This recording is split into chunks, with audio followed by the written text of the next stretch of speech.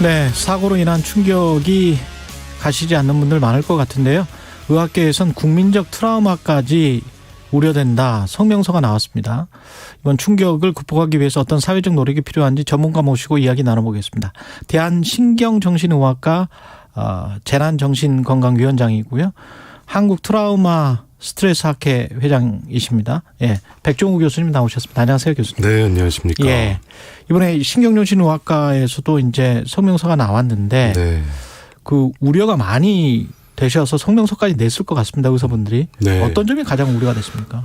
먼저 155분의 안타까운 생명을 잃은 대형 참사기도 하고 또 현장에 이게 굉장히 많은 분이 그 자리에서 목격하고 경험하고 또 그 사진과 영상들이 또 돌아다닐 수 있는 상황이었기 때문에 저희가 굉장히 우려를 가지고 있었습니다. 예. 어떤 정신적인 충격을 특히 실종자 가족이나 뭐 시민들, 유족 뭐 말할 것도 없고요. 그 현장에 있었던 사람들도 그렇고 어떤 상처를 받게 되나요? 뭐 아무래도 이제 유가족, 그러니까 사랑하는 사람, 특히 이제 자식을 잃은 이제 슬픔이라는 것이 스트레스 지수 중에서 1위거든요. 예. 뭐 말할 수 없이 고통스럽고 우울하고 또 내가 왜 막지 못했냐 하는 자책감. 또 이럴 때는 이제 뭐 집중력이 저하되고 감정을 조절하기 어렵고 잠을 못 자고 뭐 이런 굉장히 고통스러운 반응들이 나타날 수가 있습니다. 예. 과거 표현에도 왜 단장 뭐 안에 내장이 끊어지는 것 같은 그런 그렇죠. 그런 고통을 지금 느끼실 것 같은데 맞습니다. 네. 어떤 증상들로 나타나나요? 뭐 이때 굉장히 여러 가지 것들이 있습니다. 흔히 생각하시는 우울, 불안, 분노도 흔히 있지만 사실 집중력이 떨어져서 유가족 중에는 뭐 내가 5분 전에 누구랑 전화하고 또 내가 뭐 했지? 바보가 된 것 같다. 뭐 이런 말씀도 하시고 뭐 전에 세월호 사고 때 같으면 이제 그 바닷속에서 이 부르는 소리가 살려달라는 소리가 들리는 것 같다. 환청. 이런 환청이 들리는데 사실 이것도 이런 극심한 애도 중에는 정상 반응이거든요. 그렇군요. 예, 그럴 정도로 한 인간이 경험할 수 있는 아주 극도의 고통이다. 뭐 이렇게 말씀드릴 수 있습니다. 그 당장은 괜찮은 것 같아도 혹은 본인이 스스로 억누를 수도 있잖아요. 예, 맞습니다. 예, 슬픔을. 그러면 이게 나중에 나타납니까? 저희가 이런 트라우마 반응이 즉각 나타나는 분도 계시고 또 시간이 지나면서 대개는 물론 한 80%는 가위와 같은 회복이라 그래서 호전하는 쪽으로 가는데 이게 지연돼서 참다가 뭐 늦게 어떤 분들은 또 1년이 지나서 또 그때부터 도통을 호소하는 뭐 이런 지연된 반응도 있습니다. 이게 지속이 되면 얼마나 어떻게 위험한 거죠? 이거는 피할 수 없는 고통이죠. 그리고 또 충분히 오히려 이게 슬퍼하고 위로받고 치유되는 과정이 필요한데 초반에는 저희가 이걸 정상 반응이라고 부르지 외상후 스트레스 장애 같은 경우도 한 달이 지나서 진단하거든요. 그렇군요. 네네. 그래서 처음에 이러한 정상적인 슬픔에 대해서 진단명을 붙이지 않습니다. 예. 하지만 이게 초반에라도 얼마든지 또 심하고 이제 한 달 이상 지속되게 되면 이제 트라우마 반응은 외상후 스트레스 장애로 진단하고 적극적인 치료가 필요합니다. 유족이나 그런 분들뿐만이 아니고 그러면 만약에 현장에서 뭐 CPR을 하면서 도와줬던 사람이랄지 뭐 현장에서 그 상황을 봤던 사람들도 트라우마를 겪을 수 있나요? 사실 제가 이제 세월호 때 우리 학생들을 구조한 의인분들이죠. 근데 지금도 그 당시 내가 구하지 못한 아이들의 눈빛을 잊을 수가 없다. 그러면서 굉장히 괴로워하시는 이제 외상후 스트레스 장애가 생기신 분들이 있거든요. 이번 사고에서 전과 다른 부분이 현장에 굉장히 많은 목격자가 있었고 이제 CPR이나 구조에 참여하신 분들은 참 훌륭한 행동을 하신 건데 이분들이 상처받지 않게 잘 챙겨야 될 거라고 생각하고 있습니다. 이게 최소 그때 뭐 한 10만 명 이상이 갔기 때문에 네. 수천 명 이상이 될 수도 있겠습니다. 이런 심리적 트라우마를 겪는 사람들이. 이 재난 때 이제 재난정신건강 서비스 1차 대상자는 유가족, 부상자, 이제 현장, 예. 재난 경험자분들입니다. 저희가 이번에 그 유가족은 한 6배 정도 곱하면은 이제 1,000명 정도가 나오고요. 부상자분들 계시고, 근데 이건 전과 달리 이제 대도시에 밀집된 곳에서 그 주변에 얼마나 많은 사람들이 이 상황을 직접 목격했습니까? 예.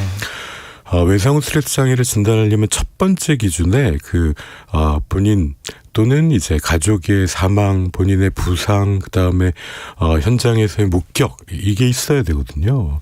이분들이 이제 적게는 뭐 5,000명 이상이 될 것이다 라고 생각하고 있습니다.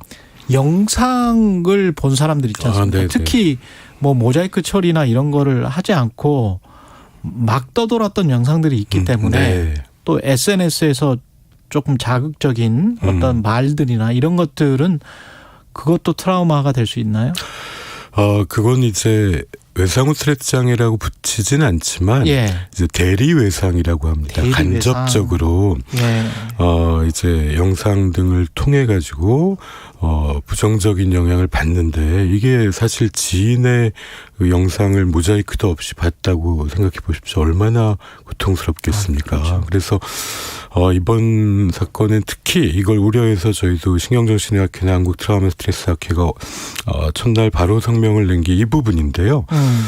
다행히 뭐 많은 시민분들이 동참해 주셔서 지금은 좀 성숙한 모습을 보여주시고 있고 좀 많이 내려가고 있다고 판단하고 있습니다. 오히려 뭐 친구나 가족이 아니더라도 공감 능력이 뛰어난 분들이 이런 영상을 보고 상처를 받을 가능성이 높네요. 오히려 지금 굉장히 슬픔을 느끼시는 분들, 많은 분들이 정상 반응이고, 예. 이걸 저희가 이제 비정상적 상황에 대한 정상 반응이다. 오히려 아픈 분들이 공감 능력이 있으신 분들이죠. 아픈 분들이. 그렇죠. 예. 그만큼 인간의 고통에 대해서 다가가고 또 위로하려는 마음을 가지신 분들이고, 사실 이때에 이제 영상을 공유하거나 이런 예. 걸로 관심을 받으려고 분들은 공감 능력이 없다. 그러니까 위기 때에 사람이 드러나는 건데 오히려 좀 거리를 둬야 될 사람들이 아닌가, 뭐 이런 생각도 듭니다. 오히려 그런 분들이. 네. 가슴이 지금 뻥 뚫린 것 같이 멍한 그런 상황에 계신 분들, 청취자분들은 오히려 그냥 마음이 착한 분들인 그렇다고 거예요. 생각합니다. 예. 네.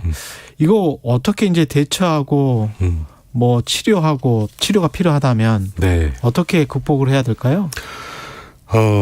결국 선진국이라고 하는 거는 이런 재난이 발생하지 않는 게 아니라 다시는 겪지 않는 거라고 생각됩니다. 그렇죠. 예. 그래서 사실 유가족 분들이나 또 고통받는 분들에게 이렇게 사회가 얘기할 수 있어야 되는데, 이 사고는 없었어야 될 일이었다. 하지만 여러분들의 희생 때문에 우리 사회가 좀 더 안전해질 수 있고, 그리고 좀 더 나아졌다는 이런 사회적 연대감, 신뢰, 이걸 회복시켜주는 게 치유의 첫 번째거든요. 예. 특히 책임 있는 자리에 있는 분들이 이런 마음으로 접근해 주시면 좋겠고, 그다음에 이때의 심리적인 측면에서는 이게 부상을 당해서 어디 피가 나면 일단 지혈을 하고 붕대를 감는 응급처치를 하는 것처럼 지금 초기 시기에는 심리적 응급처치가 필요합니다. 치료가 아닙니다. 예. 물론 전문가들이 옆에 가서 이분들의 말을 듣고 그다음에 충분히 슬픔을 말로 표현할 수 있게 해주고, 그중에 또 심한 분들은 적극적으로 개입하는 이런 재난정신건강 시스템이 필요한 시점입니다. 그 영상을 접하게 됐을 경우에 네. 충격이 이제 가시지 않는데 만약에 이럴 때는 영상을 그냥 한동안 안 보는 게 맞습니까? 예, 사실 이런 시기에는 뭐 뉴스도 정확한 정보를 얻기 위해서 꼭 봐야 하지만 보는 시간은 좀 제한하실 필요가 있고. 보는 시간은 제한. 예, 그런 SNS에 돌아다니는 영상은 보지 않는 게 제일 낫고. 만약 그런 영상을 보고 너무나 고통스럽고 지금 슬픔을 느끼고 계시다면 이제 1577-0199가 1577-0199 이게 보건복지부 정신건강 상담 전화인데요. 예. 이쪽으로 전화하시면 전국의 정신건강복지센터에 우리 전문 요원 선생님들한테 연결이 됩니다. 그래서 내가 이 정도면은 어떤 도움을 받아야 되느냐, 또 치료를 받을 정도냐, 이렇게 무료로 물어보실 수 있고, 이분들의 권고에 따라서 도움을 청하는 것을 부끄러워하지 않고 받으시기를 권유해 드립니다. 우리가 사회적으로 지금 길거리에서 어떤 분들은 뭐 놀러 가서 사망을 한 사건이다. 이런 네, 식으로 굉장히 좀 드라이하게 약간 몰인정하게 말씀하시는 분들이 있잖아요. 네. 그러면서 사망자, 부상자 이런 단어를 쓰는 분들이 있고 뭐 대부분의 언론은 희생자, 피해자 이렇게 쓰지 않습니까? 네. 뭐가 맞는 태도인가요?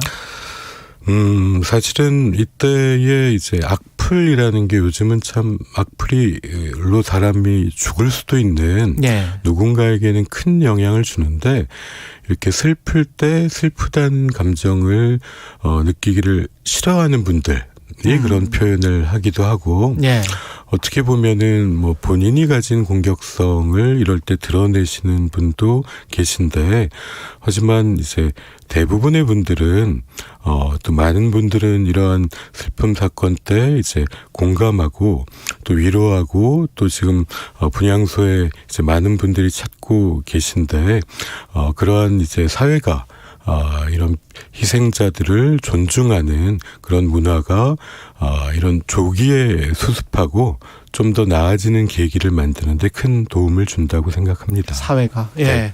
국가에서 지금 아까 1577-0199 이건 보건복지부에서 운영하는 서비스라고 말씀하셨죠. 1577-0199입니다. 국가에서 심리치료 지원해 주는 것 어떤 접근할 수 있는 것 그다음에 어떤 지원이 더 필요하다고 보시는지 그것도 좀 말씀을 해 주십시오. 네, 지금 일반인과 또 현장의 재난 경험자 목격자분들은 1577-0199로 상담을 전화로 받으시고 그다음에 지원에 연계하고요. 또 유가족과 부상자는 통합심리지원단이 꾸려져서 국가트라우마센터에서 한 100명이 한 보통 다른 나라들도 유가족 10명당 1명 정도의 전문가를 배치하는데 이걸 민관이 협력해서 같이 꾸려가고 있습니다.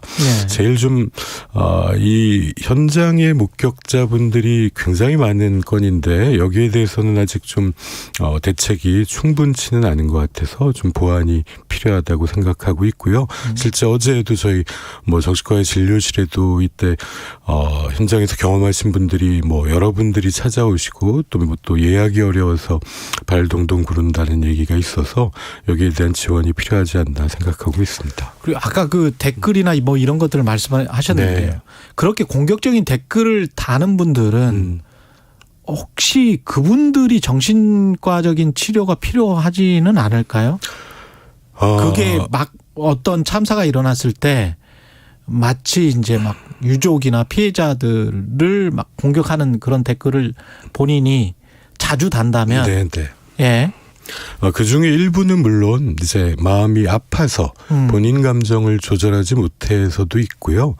하지만 이제 양심이 없는 거는 또 다른 문제라고 생각합니다. 그거는 오히려 소시오패시에 좀 가까울 수도 있는 것 같습니다. 20대, 10대들의 사망 희생이 많아서 젊은 층들 특히 20대 청년들에게 하시고 싶은 말씀이 있을 것 같은데.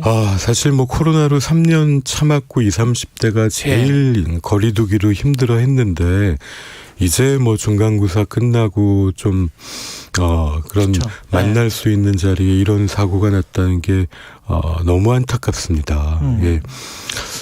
이걸로 주변에 아파하는 사람들이 있으신다면 이때 저희가 유가족분들에 대한 그 전문가들의 이제 상담을 녹취해 봤더니 오히려 경험이 많은 전문가일수록 본인은 말을 적게 하고 유족의 말을 많이 들어주더라. 이런 공통점이 있습니다. 예. 이게 뭐 산 사람은 살아야지 자식 생각하며 살아라 이런 말들은 유가족이 하면 그건 좋은 말인데 주변에서 도우려는 사람이 하면 그거는 또 고통을 잘 몰라주는구나 이렇게 인식될 수 있거든요. 예. 뭘 말과 행동으로 하려고 하기보다는 가장 아픈 분들이 자신의 슬픔을 말로 이야기할 수 있게 물어봐주고 들어주고 필요하면 전문적인 서비스에 연결하는 게 필요한 시기가 아닌가 싶습니다. 그 첫 마디가 굉장히 중요할 것 같은데요. 네. 만약 이제 아는 분이 이런 상처를 지금 당하고 계시다면 뭐라고 먼저 이야기를 해야 될까요? 처음에는 그 예. 개방형 질문이라고 하죠. 예. 괜찮은지, 지금 얼마나 힘든겠니? 이렇게 예.